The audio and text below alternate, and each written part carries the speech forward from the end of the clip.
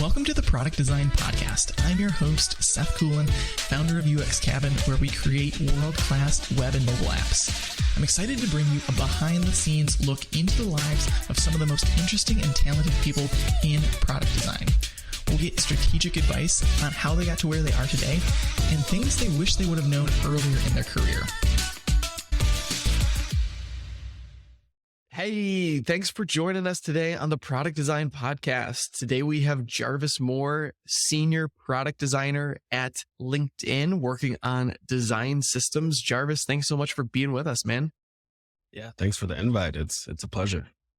Yeah, so why don't you tell us a little bit about who you are, what you do, where you live, and some of what your hobbies are? Yeah, so you introed me pretty good. I'm Jarvis, Senior Product Designer at LinkedIn. I'm based in Oklahoma City, so nowhere near Tech Hub, kind of just in the middle of everything, where we can get to the coast in about a day either way. But yeah, I've been in the product space for the last 5 years. Previous to that, I was in graphic design, did a little bit of photography and web design. So I think a natural progression career-wise for graphic designers is either going like art direction or creative director route, or like transitioning over to the product space. And so I did the latter, and I've loved it. I know my background in graphic design was mainly in like branding and designing logos for companies. And so getting into UX and product and discovering what a design system was, I had no clue what that was when I started, and exploring that space really fit well with what I did before my transition. So I was able to carry a lot of skills over and excel in my little niche of design systems. Very cool. So kind of give us a little clue as to how you got started, being more in graphic design, but really, how did you even know you wanted to get into the field at all versus anything else? I didn't for a while. I just knew that I really enjoyed doing design. I know when I first got into graphic design, I didn't know that was a career. Like that was just something that I'd never been exposed to growing up, who was someone who just like, designed stuff on their computer and got paid enough to live. So once I realized that, I was like, oh, this is awesome. How did you find it in the first place? Completely by accident. I went to school for civil engineering in college. And so my freshman year, I was over at a family friend's house, and his parents were, their parents were going to start a business, and they needed a logo. And so their dad worked for HP, and he just got all of these softwares for free and was like, hey, like, you're into computers, right? And I was like, kind of, like, I know how to use one. And he was like, hey, like, can you try these softwares out and see if you can figure out how to use it, because we need a logo. And so he gave me Illustrator and Photoshop. Wow. For free. And it was like pre-subscription days. And so I used that for probably up until a few years ago, when I was willing to pay for the right. But I like went home that night and came back with their logo the next day. Like, wow. Opened Illustrator and kind of figured some stuff out, and it was not a good logo. Sure. I thought it was good. I mean, it was good for the skill level that I had at the time, but from there, I just kind of ran with it and did odd projects for anyone who would give me a shot, and really was able to pave a path in design without actually like going to school for it or even finishing college and getting a degree or anything like that. It was just me willing to put in the work and put together a portfolio that made people want to talk to me, I guess.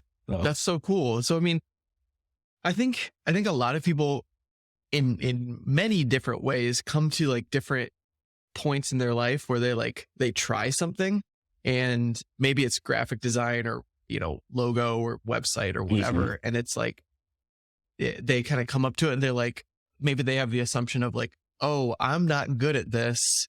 Therefore I'll never be good at this. Therefore I'm not going to like put more time into it or whatever. Then some people come to it and they like, they start to get into this and they're like, this is like super energizing to me. I want to do more of this. I want to figure out more. It's like, from your point of view, was it like challenging and hard, and you felt like, there was a big gap between where you wanted to be, or did you feel like this is like what I'm meant to do? I think I was somewhere in the middle where once I had that like aha moment that this was something that I could like support a life off of, I was like, oh, okay, like what is it going to take for me to be able to do this? Because I can do this for someone who's in another country, in another state. I don't have to be face to face. I can kind of move the way that I'd like to move and kind of create a life that isn't centered in an office. So that was, of course, pre-pandemic and before I knew that that was a real reality, but I never saw it as, oh, that these people are so much better than me, I'll never catch up. It was, this is amazing. What is it going to take for me to get to their level? Yeah, that's really cool. So when you were starting out, did you just kind of like follow tutorials or like videos or blogs, or did you kind of learn by trial and error on your own? Both. I watched a ton of YouTube videos, YouTube University all day, read blog posts. I would take on literally any project that someone would give me, regardless of if I knew how to do what they wanted me to do, which is how I got into like web design and video editing and all types of other things. Was someone was like, hey, like you designed this flyer. Can you make a video? Sure, I'll figure it out. Yep. No clue what to do. Never touched Premiere or After Effects, but I was like, all right, give me like a week. I'll figure it out. Yeah, no, totally. I think that's the best, most healthy, most empowering mindset you could possibly have, probably overall, but especially for design, UX, coding, video, whatever. Cause it's like, there are these things, there's these programs, there's these ways, and people have written about them. People have shown you how to do them. People have, created exactly what you're trying to create in a different context and kind of pave the way. And so what you're doing is not like this unknowable thing that you can never have knowledge of, but it's knowing where to look, what questions to ask, where to go, how to find out how to do it to get it to where, your specific project needs. But I 100% think, what you're explaining is like the absolute best way to learn and break into the space. Yeah, I know. I think one of the things that helped was that I never looked at a project as I have to find someone who did this exact thing. It was, I need to find someone who can teach me how to do this really small, specific thing. Yeah. That's what I need help with. I got the idea for the rest and I have the idea for this thing, but I just don't know how to do it. Right. So if they can get me like 50, 60% of the way there, like I can take the rest. I just need to get started. And I think that's something that I still do is like, anytime I'm designing anything, a big belief of mine is that nothing is new. Like we're just recycling things that we've seen before and like putting them together in different ways. And so I'll look for inspiration and be like, okay, I like this piece from this one and this piece from over here and this piece from over here, and put that together. And it looks like it's something original. Totally. It just wasn't placed in that arrangement before. So totally. And I think there's, something to be said about like learning through doing actual work versus just learning tutorials.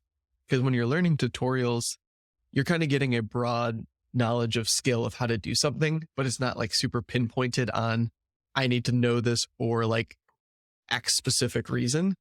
But it's like, if you're getting paid to do something for a project and you're like, I need to figure out the technique to make this, this line act in a certain way, or this component behave in a certain way, you're getting like very detailed, concrete, like memory branded work melded into your brain as to how to do something. And I think that's a superior way to learn. Yeah, I know. In the beginning, I got paid after projects, but like as I progressed, I started getting people to pay me before. So I was like, they've paid me and I don't know what to do. So I've got to figure it out. Yeah. I don't want to give them this money back. That's right. Figure out a way. Cool. So when did you, kind of transition from graphic design to more of the product side? It was really at a point where I realized that doing the graphic design stuff I was kind of hitting the ceiling as far as like career growth and like the learnings that were happening and the knowledge I was able to acquire from doing it kind of stopped. And I didn't like that. And a big thing that I always did, even in my graphic design days, was try to design based off of research. So looking into color theory and symbolism, and like the way that I would compose designs was to tell the story of that specific brand. And so for whatever reason, with the title of graphic designer, no one paid any attention to that. It was all, yeah, that sounds great, but I like purple. I don't like red. So we're going to make it purple. And I was like, but it's not going to have the same effect on it. I don't care. Purple. And so that like really, really started to rub me the wrong way. And so I wanted to keep designing, but I wanted to be able to design with research and data to back up the designs. So that way I was making actual educated decisions and wasn't just kind of throwing paint at the wall. So I started like researching how I could do that. And I kept seeing UX pop up, UX everywhere. And so at that time, I didn't really know what UX was. But I was like, I taught myself graphic design. I can figure this thing out too. It just looks like they have research as a thing. And so that's what I'm missing. Totally. That's awesome. So was it hard to make the switch? Like, did you get someone who was like, yeah, come do UX? Or did you kind of have to like prove yourself and do a bunch of like stuff on your own before you got into it? A little of both. I kind of tried to hack the system as best I could. I watched all the videos I could, read all the articles I could, and realized that the work I was doing within branding was a really similar process to the design process, where you have to do your research and ideate, do some sketches, show why, this design is going to meet the needs of that brand, and then, test it with people to make sure that that message is portrayed accurately. So I took a lot of logo designs and branding designs and wrote them into case study instead of just being like, look at this beautiful logo. I actually really broke it down into the details of how I landed on that design. And then the company that I worked at the time was looking at making a mobile app or something, and they were going to just contract it out to an agency to do. But I convinced them to let me take a stab at the initial designs. And so I used that project along with rewriting my logo case studies to like put a portfolio together and shot my shot with it. And it was hard because I still lived in Oklahoma City at the time. Still not a big tech market. It wasn't then. And there wasn't a lot of people who were looking for UX designers. And the companies that wanted someone with experience who was, senior or above. And so, and less opportunity for remote as well. Yeah, exactly. So I had to look in Oklahoma City. And so it just so happened that a recruiter reached out to me about a graphic design position. And I met with her. That was in the days where you would have lunch with the recruiters. And we went out to lunch. It wasn't just on Zoom. And we talked about the position that she had. And I didn't like where I was. So I was like, yeah, like this sounds super interesting, but I really want to get into UX. And so she was like super straight up with me. She was like, yeah, we don't get a lot of those positions, but I'll see what we have. And it ended up being one company that had one opening that wanted their entire design team to be based in Oklahoma City for whatever reason. And they were willing to hire someone that was new. Wow. And so it actually ended up being in my favor that I was here, because along with there not being a lot of UX positions, there's not a lot of people looking for jobs in UX either. So I was able to get my start in that position. Wow. That's awesome. It's a really fortunate position to be in, location wise, timing wise, everything. Yeah. The right place at the right time. Absolutely. So from there, is it, smooth sailing? Were there highs and lows from your career that you can remember? Yeah, there, it was great. Like loved the design team that I got to work on, learned a ton, was there until the beginning of COVID. And then they had like a bunch of layoffs, and I was one of the layoffs. So that's how I ended at that place. And then it was a lot of jumping from place to place for about a year or so after that, just because I didn't realize how hard it was going to be to find a good work culture. I think the very next place that I went was a smaller design team. It was four of us, including the manager. That was probably one of the lows in my career because I really struggled to like learn how they worked as a team, to understand like their design process. And half of their product team was in the UK. It's like the time difference was really hard to schedule meetings and get feedback. But then the biggest thing was maybe 2 months in to me being there, I was in a one-on-one with my manager and he tells me there's an inclusion problem on the team. And so for me, being the only non-white person on the team, I feel like somebody has a problem with me, which he didn't blatantly say, but that's kind of me reading between the lines is, someone was upset that I got hired at a higher position than them, made more than them, and they were doing more work than I was. Granted, I'm only like 4 or 6 weeks in, still learning how they work. So it's not expected that I'm going to be able to keep up with you who's been here for a year or two. Right. But yeah, since like from that conversation, it just kind of put a bad taste in my mouth and I jumped ship as quick as I could, not necessarily into a better environment, but an environment that had different problems. Right. So it really took me a while to find another really good work culture after the place that I started. Yeah. What were some of the things about your work culture at your first place that you liked and appreciated? One was really communicative. The design team was really close knit. Like we would, go have lunch together. It wasn't a big thing if you needed help at any time to just walk up to someone and say, hey, like, can you look at this? Can we go over and have like a whiteboarding session over this? And even once we got to COVID times where, everything was virtual, it was still the same. You could message someone in Slack and, if they weren't in a meeting, they were happy to jump on a call and discuss something and leave feedback. So it was just a really, really positive environment, really collaborative environment. And I didn't realize that it wasn't going to be like that everywhere. Yeah. Yeah. So definitely like strong design team core, like fundamentals and good teamwork and things like that. Yeah. I think it's hard to know like what different problems you're going to have going to different teams. Like, I don't know, I talk about this with my wife a lot. It's just like moving, right? You're making like the biggest financial decision you'll probably ever make. And you're moving next to people you have no idea if they're like crazy or if they're great people.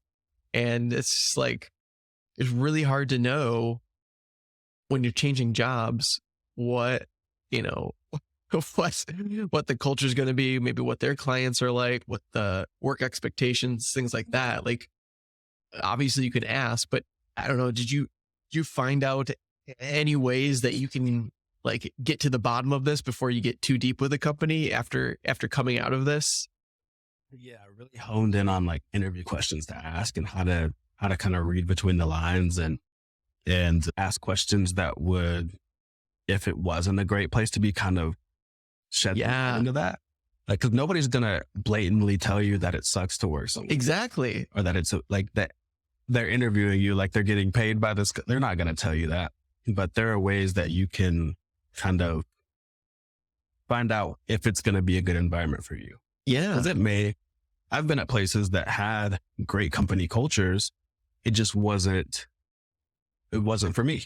And that's okay. Sure. It doesn't mean that the people there weren't happy, but you have to really do some like introspection, learn what's important to you and be able to articulate that. Sometimes just like saying it to people, but like figuring out what questions to ask to find out if that environment fits the needs you have.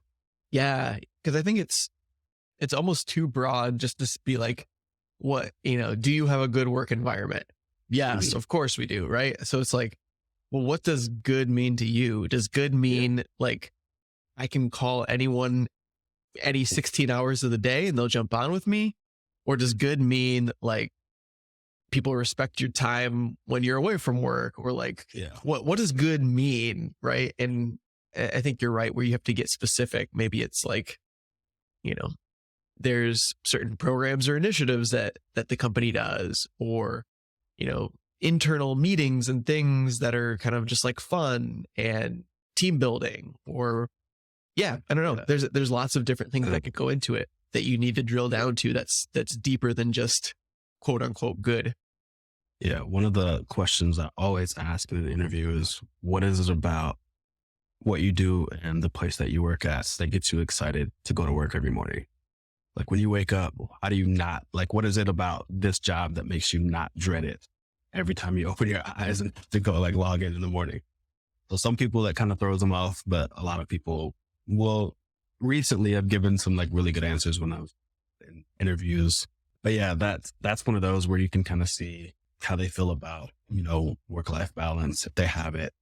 If they have like crazy amount of meetings, typically little signals will pop up whenever they give those answers. Right.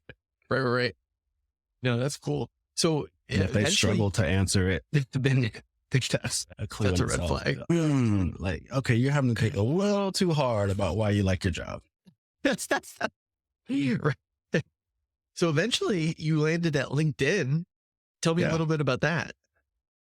Yeah, I had applied at LinkedIn a ton and just got nothing, and saw a design system position that they posted pop up and was like, I'm not gonna apply there again. Like they just don't want me. It's fine. But kept seeing it and was like, okay, let me just try one more time and see what happens. And ended up hearing from the recruiter and, getting into their interview process, which was surprisingly short and like really Really? straightforward. Yeah. It was 3 rounds. They have like a recruiter screening, and then I had 2 one-on-ones with an IC and the person who is my manager now. And then I had a portfolio presentation, and that was it. And so I think I finished it within a couple of weeks. Wow. Yeah, So- it was really short. What do you think was different about this application versus the other times that you applied? The other times I applied, it was just for like very general designer positions, but this one was specific to design systems. And that had been the area I had focused in on for the last year and a half prior to me applying to it. So it's been a little over, almost 3 years now that I've been exclusively in design systems. But I think having more experience in that area helped me kind of have a little bit more credibility in the application that time. Sure. And a little bit probably less competition than just the Yeah. general design position. Yeah, because I'm sure even people who didn't have system experience applied, but because I had that experience, it kind of bumped me up the line a little bit. And then I think in the interview process, I separated myself by purposely not trying to fit in. Really? Yeah. Like I went really far left with my portfolio presentation, where it wasn't just me walking through like design systems that I had done, but I made like this correlation between nature and design systems and how every system I worked on required me to like hone in on different skills and wear like different personas. So like I gave that as the presentation and understood that I was kind of taking a risk with that and going against the grain, but I knew that it was more me than if I just did your standard, this is where I started, and then we did this, and then we did this, as far as just a regular project. But it worked. So That's cool. So it was a little bit more like a storytelling or a journey rather than just like a 1, 2, 3 step process. This is how I did it. yeah, like I put gifts in it, like tried to make it fun, tried to do something that kind of shed light into my personality a little bit, and was like I had the information that they needed in it. But especially with design systems, I don't feel like the bulk of the work is designing. It's mostly communication and how you collaborate. And so I tried to lean in on that side more than, I can make a button. Cause I mean, everyone can make a button. That's not that hard. How can you collaborate with engineering? How can you collaborate with designers? How can you figure out how to pull out the issues that are in a design system? Because, typically I know this was my perception being a designer. I already know what designers need, so I don't need to talk to them, but no, I actually do. So just kind of showing those traits and the growth that I had in previous positions, working on different design systems that had different needs and were for different size companies, I think showed through in the way that I gave that presentation. Very cool. Very cool. So you could tell it was well received by the conclusion of that meeting. I had no clue. Oh, okay. It was so they don't do their portfolio reviews like this anymore, but at the time it was kind of open to anyone to join from their design team. And I knew a couple of designers from LinkedIn. So I think there was around 15 or 20 people that were in the presentation. Oh, wow. Yeah. So luckily I saw some familiar faces, so I wasn't as nervous, but it was really hard to like key in on how things were landing, looking at 15 people instead of 5. Right. Right. But I did have a good relationship with one of the directors that's at LinkedIn, and I had a call with him after I gave my presentation, after I'd gotten the offer and like accepted and everything. And he was like, "Yeah, I was worried. Like, not to say your presentation was bad, but it was different. And I didn't know if it was a good kind of different." Yeah. But he did tell me that he was actually glad that I got an offer because it showed him that they were actually looking for people who were doing things outside the box and they were willing to embrace that. So he even had more confidence in LinkedIn after that as well. That's really cool. Tell me a little bit about the culture at LinkedIn and some of the things you like about it, and maybe some of the differences from other smaller companies that you've worked at. Yeah, I know LinkedIn is very like employee first. They put a lot into making sure that we're happy with the work that we're doing, that we get, enough time away from our computers as well. Like we have what they call end days once a month. We'll have things like no meeting Fridays. We have unlimited time off kind of a thing where they'll actually kind of like make you take time. And then we get like company shutdowns, and they even have perks where, you get so much money reimbursed for travel or like wellness. So they do a lot. There's a lot of like activities they have. They have a lot of employee resource groups.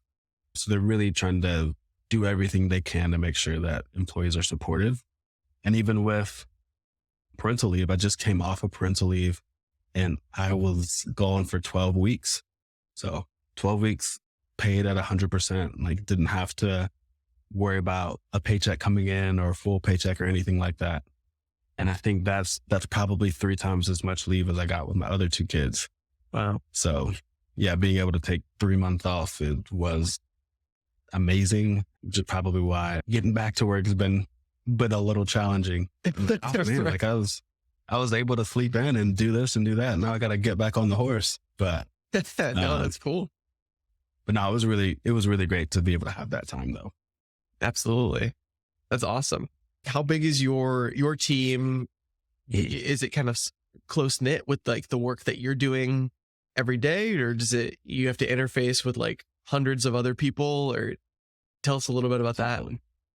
Yeah. So on the design system, on my team in particular, there's 8 of us. And of course, being on the design system, we service the other 300 plus designers that are at LinkedIn. So yeah, it's a lot of collaboration. We talk with designers from all over the org. We give lots of workshops, lots of trainings. So yeah, we kind of get to see that bird's eye view of everything, which is Very part cool. of why I love systems. I didn't want to get stuck in like one small feature in one product. I wanted to be able to have like org-wide impact. Very cool. Yeah. So, one of the ways, or one of the things that we were going to talk about to you in this podcast is really just like different ways to bring in, personality into your brand, into your work, different ways to break the mold. So I know you've got some unique hobbies that will kind of help in a way set yourself apart from just the average Joe designer. So why don't you tell us a little bit about, some of that personality and brand that you've been able to work into your personal brand? I know what it took for me was just realizing that there's always someone who's interested in the same thing. They're afraid to talk about it. So lately, a big part of me that I hadn't shown before that I've started recently is just my level of sneakers. And so I can see. I think behind me, I have probably like 60 or so pairs. That's not all of them. And I even have some that are, supposed to be getting delivered here in the next week. Really just kind of sharing that little piece of me has made me more personable to others. It's given people insights into the way that I think, because I've done like a little series of videos just talking about sneakers and how a shoe is the perfect physical representation of what we do as UX designers, because it has to be functional. Like you have to be able to put on a shoe and it protect your feet, especially with like Jordans. They were made to be basketball shoes. So they're taking punishment from jumps and cuts and sprints and all of those types of things. So they have to actually work. But then there's that layer on top where it has to look good too. And so it's the same for us. Like we have to create products that work. They can't just look good. Right. And they can't not look good and just work. Like, I mean, we can get away with that for a little bit, but you kind of have to marry those two to create a product that's going to have impact. And so it's the same way with sneakers. And so like sharing that and sharing my collection has kind of, I think, made me more personable and given people conversation starters. Because when you jump on a call with me and you see, this huge stack of shoes behind me, now we have something we can talk about. Yep. And it just makes it that much easier to break the ice. That's cool. So do you wear these sneakers ever, or are these like pristine, just look upon them type of collection? I have some that I have not been able to bring myself to wear yet. I will find a way eventually, but yeah, I do try to wear them. I know I work from home, so I don't get out the house as much as I used to. So I'm not like wearing them to the office or anything, but yeah, I'll wear them to like my kids' gymnastics or, little things like that whenever I get the chance. That's cool. I remember in college, I used to sell sneakers. So I would go to the outlet mall and try to look up prices on eBay and see what I could like flip or whatever. Yeah. And I would always come across these shoes. I'm like, man, this shoe is so cool. I think I want to keep this. And then I'd be like, but I could make $25 on it if I sell it. And I would always opt just to sell it rather than keep it. But no, it gave me a great appreciation for, shoes, what was popular, what was interesting to people, what was coming out, all the new releases, things that would just randomly get put into the outlet malls that you just, I don't know, it just kind of felt like Christmas going there, just seeing what they had. Yeah. I always tell my wife, I justify buying these amount of shoes with my wife by saying that if we ever get in a pinch, I can just sell a bunch of them. Right. Because they typically go up in value. Yeah, it's a great investment. Exactly. So I'm like, we have like 10K sitting back here that we can tap into whenever we need to. And I told her that, and she was like, you spent $10,000 on shoes? I was like, no. I did not. That's so funny. But yeah, I don't know if that'll work forever, but it works for now. That's cool. Yeah. For someone listening, what are, potentially some other ways that people can like separate themselves from the pack or separate themselves from others that might be, beneficial to kind of stand out in different ways? I think the biggest thing that anyone can do is just be themselves. I feel like people get so caught up in, there's just one process that you can take in design. My portfolio has to look this one specific way. I have to say these exact things to get hired. That is not true at all. I know from like talking to hiring managers to like being in interviews and being able to have some influence on hiring decisions. We want the people with personality, because we're going to have to spend 8 hours a day, 40 hours a week, more than that with you. And we don't want a robot who just does what they're told and regurgitates the set. Like, we don't want that. And especially when you're new, I feel like there's so many new designers who are, getting certifications and trying to enter the workforce at the same time, that you have to have something about you that people can relate to. Like I have a mentee right now who's really big into Harry Potter. And so that's something that she's incorporated into her portfolio with, like she does her own like art. So she's got some art pieces that she's done around that. She collects certain Harry Potter memorabilia and things like that. And so I was like, that's a huge thing that you should let people know, because regardless of if they want to hire you, now they're like, oh, like she's into Harry Potter. I love Harry Potter. I at least want to talk to you. Yep. Totally.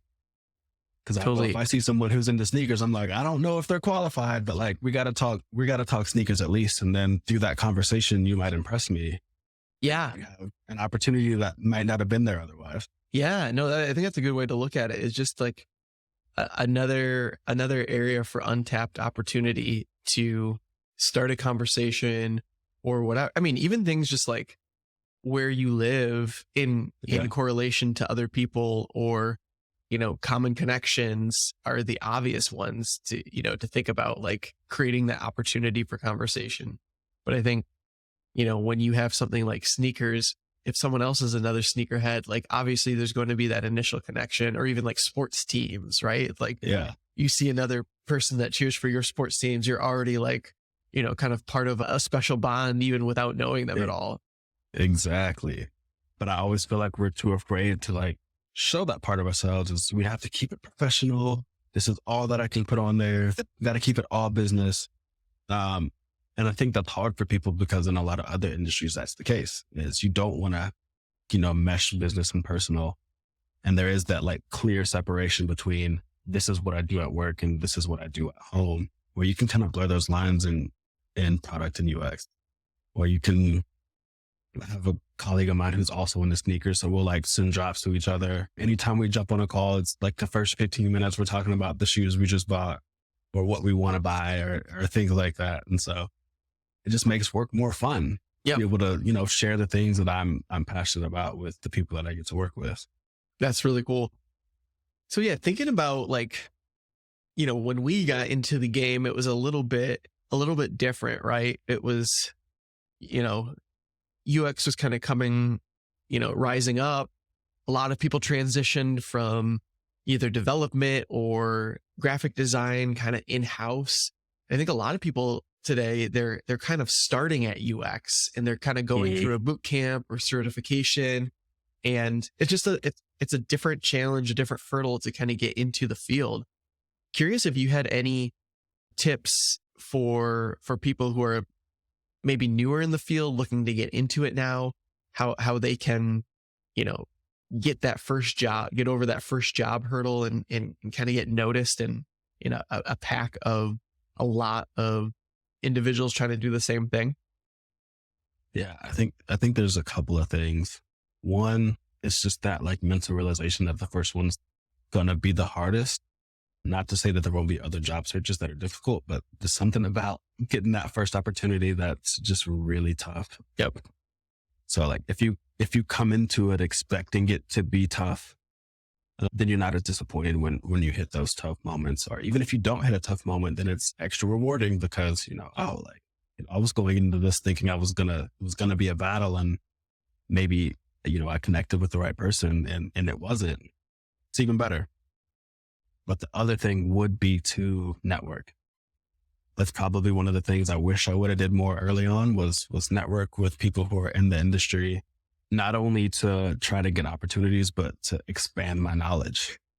And so now my network's gotten to a point where I feel like if for some reason I needed to get an opportunity somewhere, I have other people who would look for me. Yep. So it's not just me looking for jobs for myself, but if I was like, hey, such and such, like, LinkedIn had layoffs, XYZ happened and I need some help. Like I have a whole tribe of people who are willing to help because we have that connection and they understand like the quality of work that I do and all of those things to be able to like help look and support and provide that for me when in the beginning I didn't have that because I didn't know it was important. Yeah. No, I think even like the fact of the matter is like people work with who they know, right? So if you can fill in those areas of knowing people in the time when you aren't looking and you're just, casually trying to meet people, make connections, help out in whatever way, like you could also get the opportunity to like apply to a job that's like, not posted, or Yep. get intro to someone as like a personal connection versus just having to go through the normal screening route. And Yeah. anything like that is always going to be an advantage. Yeah. Because I know there have been times where I haven't had to apply to a job. I talked to the right person. They're like, hey, are you interested? Let's have a conversation. Exactly. And so just skip the application process altogether. And that is huge. And even if you don't go into it looking for a job from someone, connect with them. I know Totally. in my early days, once I had gotten my first position, that's when went off that I needed to network. So even when I was looking for a new job, I would still send just as many connection requests and messages to people to say, hey, like I'm new. I would love to chat and learn from you. Do you have any time on your calendar to, set up a quick call? And so I played the numbers game in networking and not with like applying to jobs. Yeah. So I would be pretty selective with the jobs I applied for. But I know that there are people who are like, I applied to 100 jobs a day. I never did that. I might have sent 100 connection requests a day. Yep. And reached out to 100 people to say, hey, let's have a coffee chat.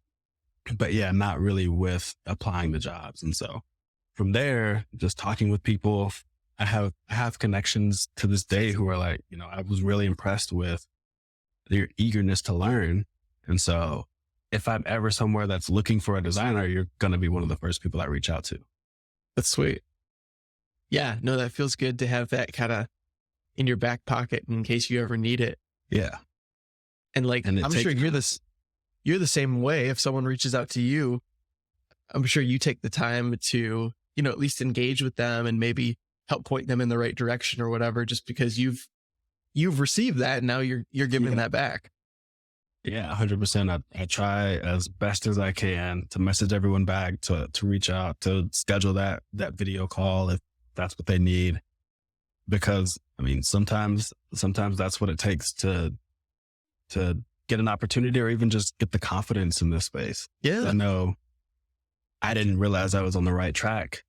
Right. Until people told me a lot of the time. It's like, like you're good. Oh, I thought I was way off. But right. Like, you're like right there. Totally. So. No, that's really cool.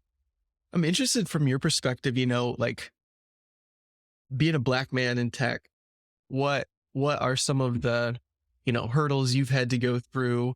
You feel like it's been, have there been things when applying or, just even in the work environment that have seemed more challenging because of that? Have there been any opportunities or things that have been advantageous in any aspect of that? Would love to know from your perspective how that's gone. Yeah. I think the biggest thing that I've realized is I've had to be really on point in a lot of rooms. Just not even just being Black, but like having dreads, having tattoos, like all of those things are like marks against you in a lot of cases. And so I've had to do twice as much to get the same opportunities, especially, I mean, layering on that, not having a degree too. I've gotten rejected from positions that I was overqualified for just for not having a degree. Wow. So I feel like I have to do more work to show that I know what I'm talking about. Like, here's the places that I've spoken at, the podcasts that I've been on, the things that I've done, like compiling those accolades to prove that I can do this, where in a lot of cases, people don't have to do that. Yeah. Yeah, that's tough. So that's probably the biggest thing. And then the other thing, for me at least, is trying to help others get their opportunities. Because when you look at the demographics of designers, I think Black designers recount for maybe 3%. I think we were at 2. I think we jumped up to 3% of the industry. And we're a lot more than 3% of the population. And so I understand where that also comes into effect with like Latinos and Hispanic Americans and Asian Americans and things like that, but their percentages are a lot higher than ours, where they're in the, 5 to 10%, which still doesn't account for their populations, in regards to like the global demographics and the national demographics here in the States. But we're like really far behind. It's taken me a while to kind of like dig into why that is, and what are some ways that can be changed. I think a big aha moment was reflecting back at my own story. And I realized that I didn't know that tech was an opportunity space for me until I was in college. Whereas a lot of people realize that in middle school, Yeah. high school, or they've been coding since they were in high school, or they at least had exposure to the area a lot earlier than I did. Yeah. And so where that comes into play when you're talking about career advancement and opportunities is, I'm 5 years behind them. So we're the same age and I'm looking at them being a director and I'm just like mid-level. Well, it's because they had a head start. Right. But yeah, I don't really know a good way to solve that, but No, I think that piece probably weighs more on me than like my own challenges. I think that's super, super on point, is like exposure at a young age to the different career opportunities you might have. And like, yeah, just, thinking back to like how you got those Adobe products, kind of just because a friend's dad had them, is like, Yeah. imagine what there would be if like, every eighth grader, or, even a quarter of, eighth graders or ninth graders were exposed to like, hey, here's design. You could potentially do this for work, or here's coding, or here's video production. And like, here's some different pathways and some different tools and resources that you can play around with and see if you're good at, see if you enjoy, and just exposure to those things to, to show like, hey, this is an opportunity for you to dig in and find a career that you love. Yeah. And then even once you do get into the career, I've talked with people who have been, director level or above. And what I didn't realize about getting to that stage in your career in tech was that you require like a sponsorship to get those opportunity when they're internal. You need someone who's in that executive chair or director level chair, VP chair, to say like, this person is worthy before you'll even be considered. Really? And so, yeah, in a lot of companies, you require that sponsorship. And so typically people are going to sponsor people who they can relate to. And so that's typically not us in a lot of those cases. So that's also a really big friction point that I didn't realize was there, because I haven't gotten to that level yet. But it was really eye opening when I talked to people and they were like, yeah, like I got leapfrogged however many times at this company and had to leave and go somewhere else to get an opportunity. It was mind blowing. Yeah. Well, I mean, first of all, I really appreciate you feeling, comfortable enough to share some of these things, and, what some of your experience has been. And I know it can be an uncomfortable thing to talk about, but I really appreciate you feeling, safe enough to kind of explain some of those things. And I think, from the general tech scene, I think people hear a lot about, hey, this is an issue, or there's not enough representation here, or whatever, but it's harder to understand, when a company's talking about it, what are the kind of the micro things that go into it, like exactly like you were explaining. And I don't think a lot of people are aware of that. And I don't probably think a lot of companies are even aware of that. And so, yeah, I really appreciate you being willing to talk about that. Yeah, I know it's something that caught me by surprise, especially when with the sponsorship piece of, you need someone who's there to kind of, give their thumbs up for you. Of, if they don't look like you, then that's probably not going to happen. They're going to want the same person that goes to the same country club or lives in the same neighborhood as them to take that seat over you. And so that's what happens in a lot of cases. And yeah, I don't think that unless you're in that situation that you really realize what's going on. Yeah.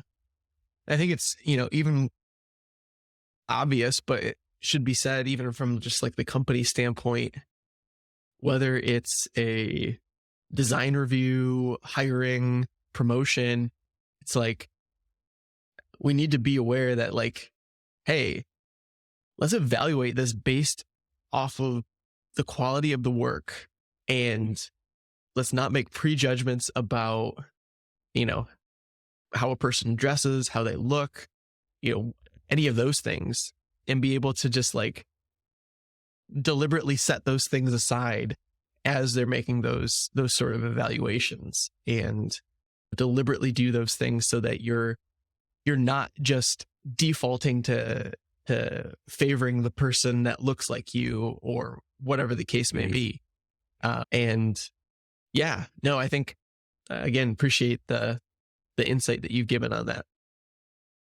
Yeah, happy to share. I mean, I don't know any good solutions for most of it, but maybe if we can get more people to talk about it, we can come up with something. Yeah, no, absolutely. So thank you so much for coming on, talking with us. I think you've given us a lot of insight around, showing your personality, showing your brand, breaking into tech, different strategies around networking.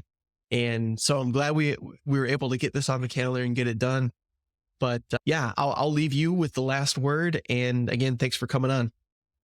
Yeah, again, happy that you asked. Happy we could get it scheduled. I know I had to push it a couple of times being on leave.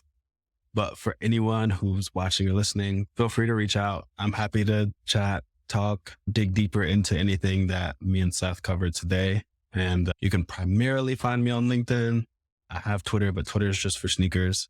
But yeah, happy to hear from anyone who's willing to chat. Thanks so much for hanging out with us today on the Product Design Podcast. If you enjoyed our conversation, be sure and go follow our guests. Let them know they did a great job and you learned a lot. More to come in the following weeks as we bring on new guests. Please hit that subscribe button so that you will get these podcasts and learn a ton about the product design community. Excited to see you next time. Thanks.